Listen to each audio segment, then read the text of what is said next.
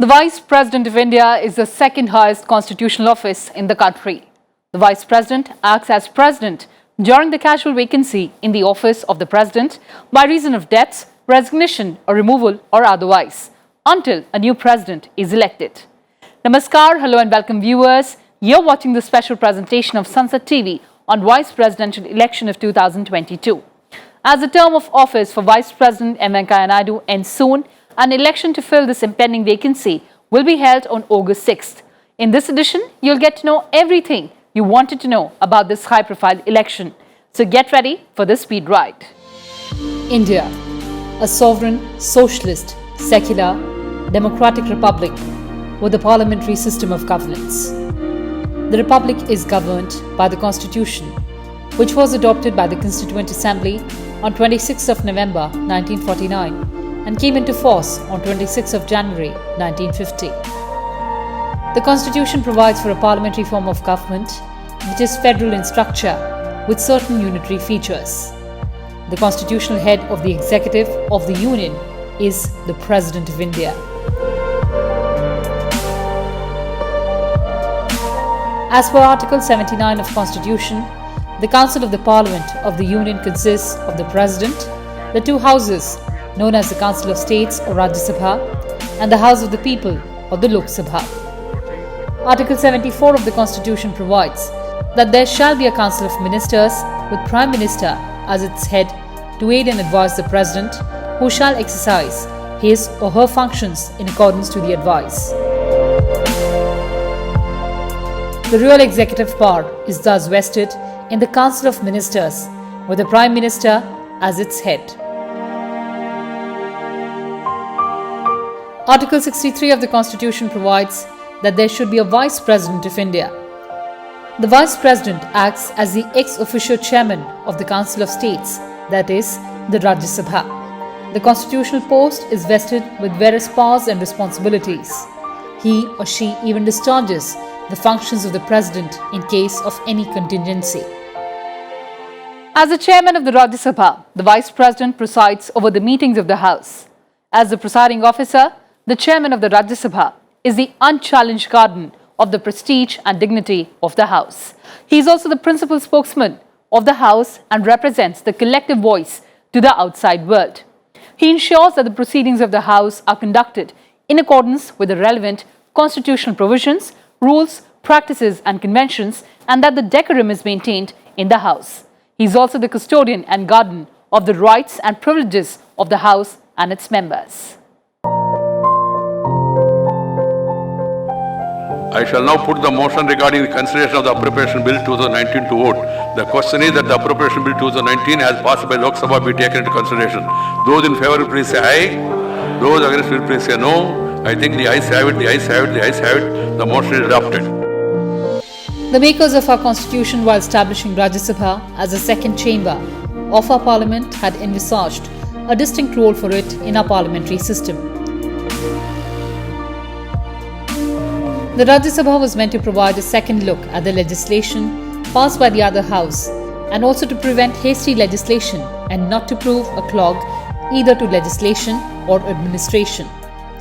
Besides, it aimed at providing opportunity to the seasoned and eminent persons who have distinguished themselves in diverse fields such as literature, science, art, social service to serve the country.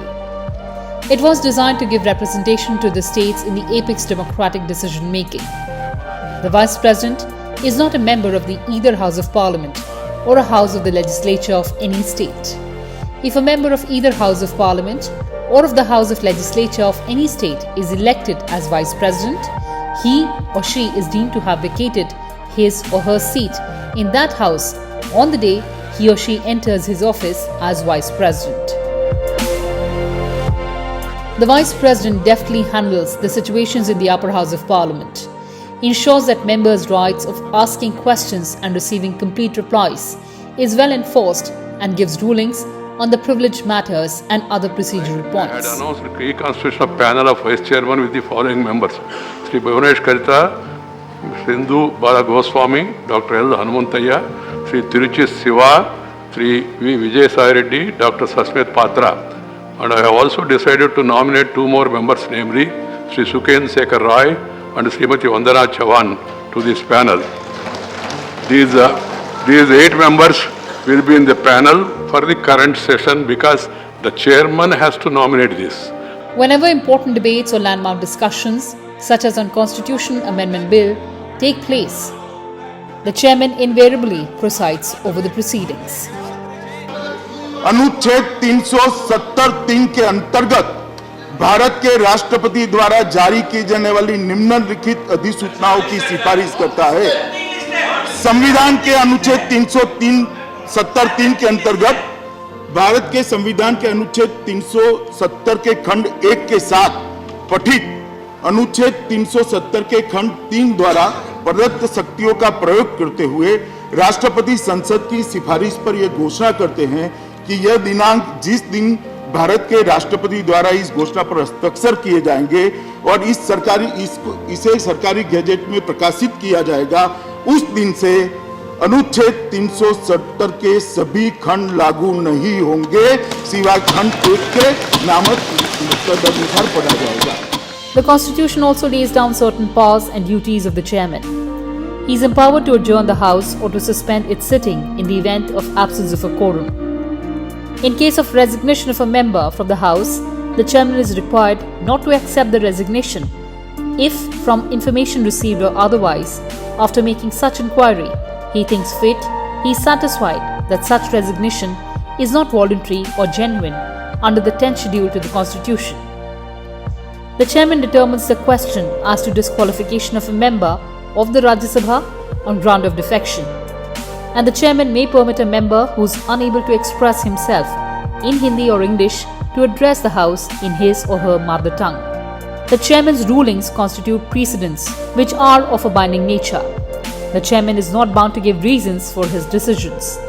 The chairman's rulings cannot be questioned or criticized, and to protest against the ruling of the chairman is contempt of the House. No articles, I have to name those people.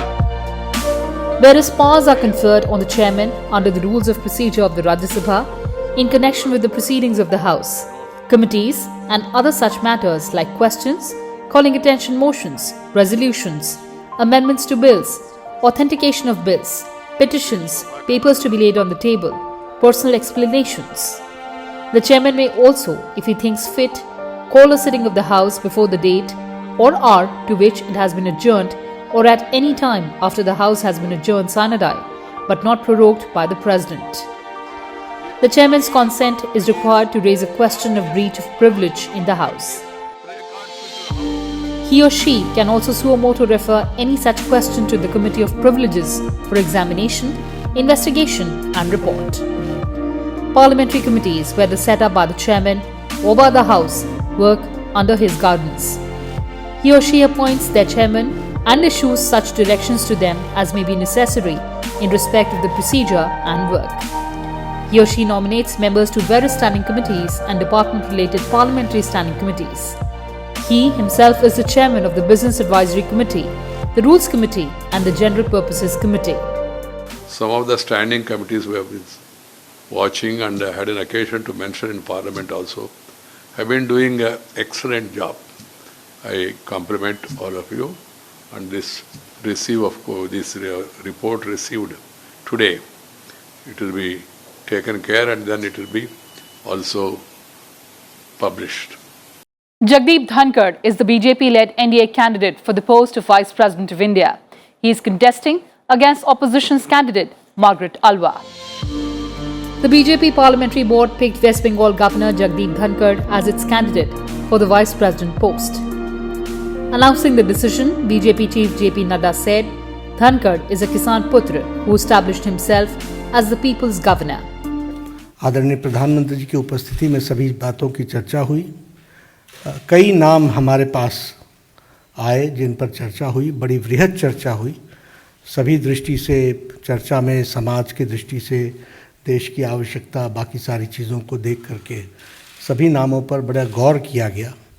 लेकिन सभी नामों पर गौर करने के बाद हम सब लोग और भारतीय जनता पार्टी की संसदीय बोर्ड इस निष्कर्ष पर पहुंची है कि उपराष्ट्रपति पद के लिए भारतीय जनता पार्टी और एनडीए के प्रत्याशी के रूप में हमारे किसान पुत्र श्री जगदीप धनखड़ जी को हम उपराष्ट्रपति पद के लिए अपना प्रत्याशी के रूप में घोषित करते हैं। Jagdeep Dhankar was a member of parliament from Jhunjhunu in Rajasthan during 1989 to 1991 in the 9th Lok Sabha. He was also a former member of the Legislative Assembly from Kishangarh in Rajasthan during 1993 to 1998 in the 10th Legislative Assembly of Rajasthan. Dhankar enrolled with the Bar Council of Rajasthan as an advocate in 1979. He was designated as Senior Advocate by the High Court of Judicature of Rajasthan in 1990 and was the senior most designated Senior Advocate of the state till taking oaths as the Governor on 30th July 2019. He filed his nomination for the post of Vice President a day before the last day of nominations in the presence of Prime Minister Narendra Modi and Party President JP Nadda along with other NDA leaders.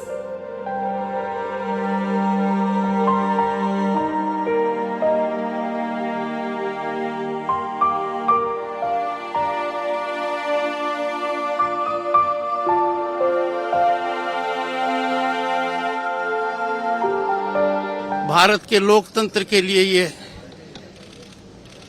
एक major milestone मानता हूं कि साधारण किसान का बेटा आज nomination कर आया है। The opposition, on the other hand, decided to field former Rajasthan Governor Margaret Alva as their joint candidate for the vice presidential election of 2022.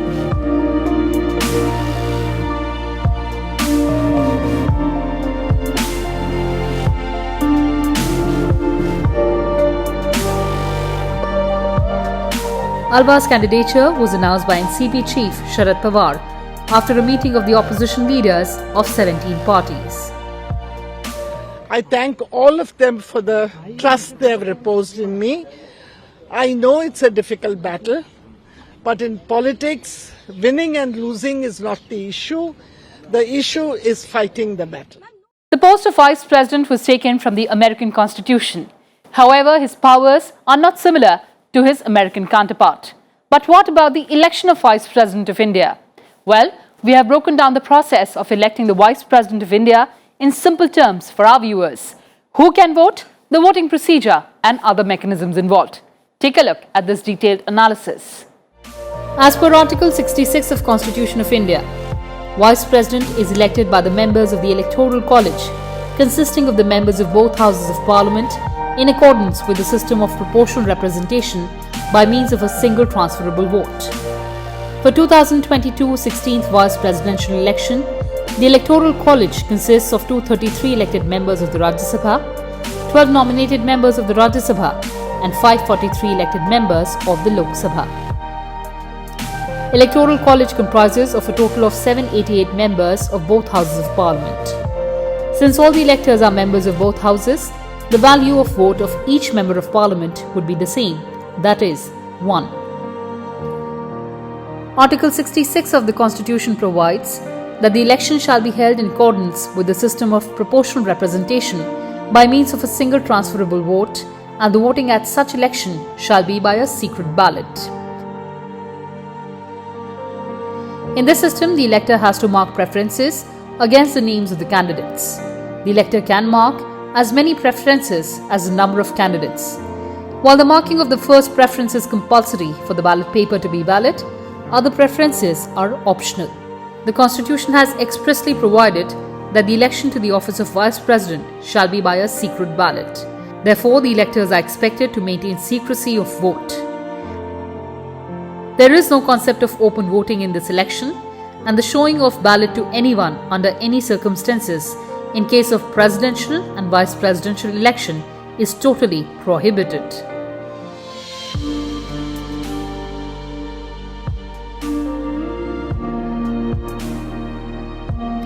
An Indian citizen who has completed 35 years of age is qualified to become the Vice President of India, given he is also qualified to be a Rajya Sabha member.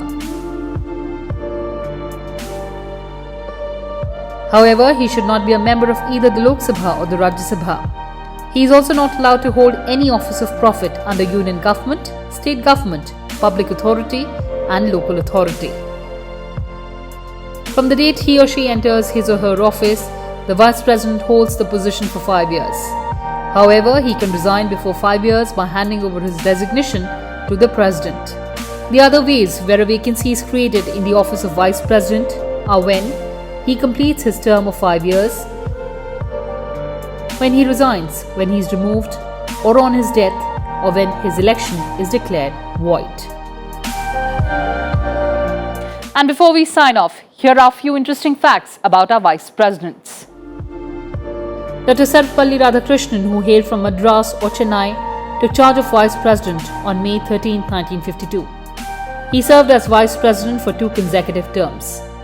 He was conferred with India's highest civilian award, the Bharat Ratna, in the year 1954. His birthday is celebrated in India as Teachers' Day on September 5th since 1962. Dr. Zakir Hussain hailed from Andhra Pradesh. He took charge of Vice President on May 13, 1962. He served as Vice President for 2 consecutive terms. Dr. V.V. Giri was the first Vice President to not complete his full term in office on account of being elevated to the office of President and was the 3rd Vice President to be elected to Presidency. Dr. Radhakrishnan, Dr. Zakir Hussain were the first 2. He was also conferred with India's highest civilian award, the Bharat Ratna, in the year 1975. Gopal Swarup Pathak hailed from Uttar Pradesh. He took charge as Vice President on August 31, 1969. He was the judge in Allahabad High Court and was a member of the Rajya Sabha. B.D. Jatti, who hailed from Karnataka, took charge as Vice President on August 31, 1974. He served as Acting President of India for a brief period of time. Justice Muhammad Hidayatullah hailed from Uttar Pradesh. He took charge as Vice President on August 31, 1979. He was the 6th Vice President of independent India. Dr. Venkaiah hailed from Tamil Nadu. He took charge as Vice President on August 31, 1984. He was the 7th Vice President of independent India. Dr. Shankar Dayal Sharma hailed from Madhya Pradesh. He took charge as Vice President on September 3, 1987. He was the 8th Vice President of India. K.R. Narayanan hailed from Kerala. He took charge as Vice President on August 21, 1992. He was the 9th Vice President of India and went on to become the 10th President in 1997. Krishna Kant hailed from Punjab and took charge on August 21, 1997. He was the 10th Vice President of India until his death. Bhairav Singh Shekhawat hailed from Rajasthan. He took charge on August 19, 2002. He was the 11th Vice President of India, and before becoming Vice President, Shekhawat served as the Chief Minister of Rajasthan. Muhammad Hamid Ansari took charge as Vice President on August 11, 2007. M. Venkaiah Naidu hails from Andhra Pradesh and is the 13th Vice President of India. He served as Union Minister for Urban Development in Prime Minister Narendra Modi's cabinet. He also served as the BJP National President. Earlier, Vice President Naidu also served as Cabinet Minister for Rural Development in the Atal Bihari Vajpayee-led NDA government. Well, viewers, that's all we had for you in this edition. Thanks for watching and stay tuned to Sansad TV. Namaskar.